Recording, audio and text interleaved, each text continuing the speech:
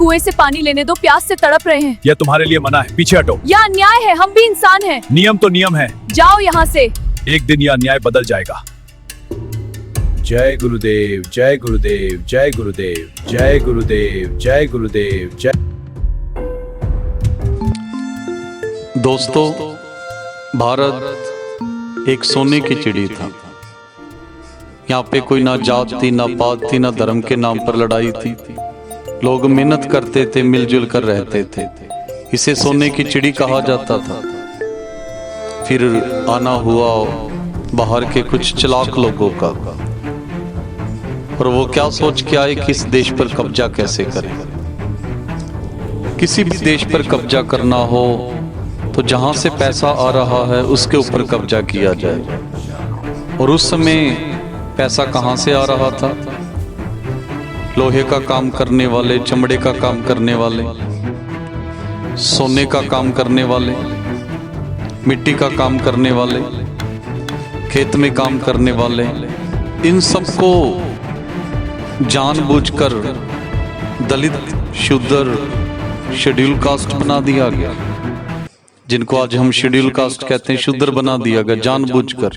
एक मन गढ़ंत ग्रंथ लिखा गया जिसमें बताया गया कि भाई जो बुरे कर्म करता है वो शूद्र जाति में पैदा होता है। जितने भी काम करने वाले थे उनको मानसिक तौर पर गुलाम बना दिया गया कि आप लोग शूद्र हो। सब अधिकार छीन लिए गए। शूद्र कौन? जो उस समय मेहनत किया करते थे।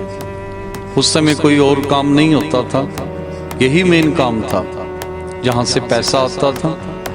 जितने भी पैसे कमाने वाले थे सबको शूद्र बना दिया गया, छोटी जाति का बना दिया गया कि ये काम करेंगे और आराम से बैठकर राज करेंगे। उनके हक, अधिकार सब छीन लिए गए। माताओं बहनों पर बड़ा अत्याचार।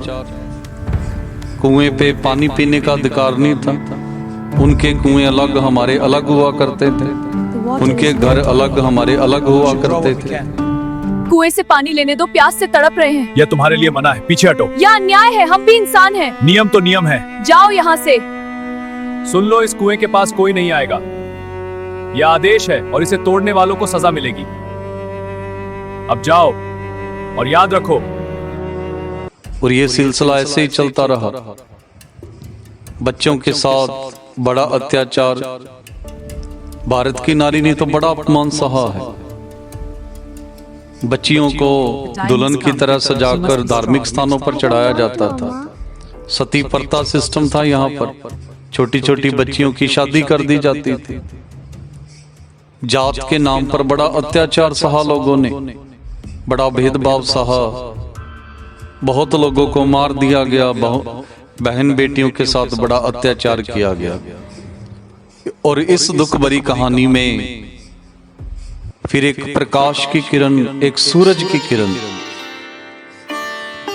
साक्षात परमात्मा का अवतार साहिब सदगुरु रविदास महाराज जिस धरती पर आए, जिन्होंने तड़पती हुई दुनिया को देखा, तड़पती मानवता को देखा, और फिर उन्होंने ये बेगमपुरा मिशन शुरू किया। बेगमपुरा शहर को नाओ, दुख अंधो नहीं तैठाओ।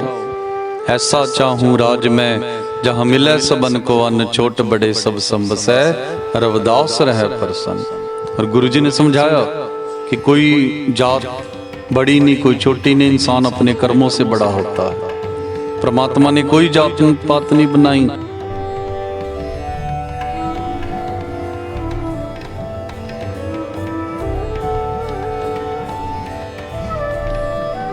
परमात्मा ने कोई जात पात नहीं बनाई। ये समाज के कुछ बाहर से आए हुए लोगों ने जानबूझकर जात पात बनाई। और दुर्भाग्य क्या है कि हम लोगों ने मान लिया कि हम शूद्र हैं। दर्द देख सबको हंसे, ऐसी दशा हमारी। उन्होंने हमें शूद्र बनाया और हमने मान भी लिया। और गुरु रविदास महाराज जी थे जिन्होंने बेगमपुरा मिशन शुरू किया, जात पात को खत्म किया, हमें मानसिक तौर से मजबूत बनाया। मानसिक रूप से हमें बताया कि परमात्मा ने कोई जात पात नहीं बनाई, ये समाज के चालाक लोगों ने बनाई। परमात्मा जात पात के नाम पर कोई भेदभाव नहीं करता। वो कर्म देखता है, ये हमारे गुरुओं ने बताई। और ये भी कहा अष्ट दशा सिद्ध करतल है सब कृपा तुम्हारी, कि हे मनुष्य आप लोग भी किसी से कम नहीं हैं। जितना ज्ञान एक ब्राह्मण के अंदर है उतना ज्ञान ही एक शूद्र के अंदर है। परमात्मा ने कोई भेदभाव नहीं किया। तो साथियों, ये बेगमपुरा शुरू करने वाले साहिब सतगुरु रविदास महाराज जी थे, जिन्होंने हमें समानता लेके दी, जिन्होंने हमें हक अधिकार लेके दिए, जिन्होंने हमें राजा के सामने समान बना दिया। ये गुरु रविदास महाराज जी थे। इसी मिशन पर चलकर बाबा साहब डॉक्टर भीमराव अम्बेडकर जी ने भी यही काम किया कि हम सबको समानता दिलवाई, हक अधिकार दिलाए। यही मिशन गुरु रविदास महाराज जी ने शुरू किया और बाबा साहब ने इसे आगे बढ़ाया।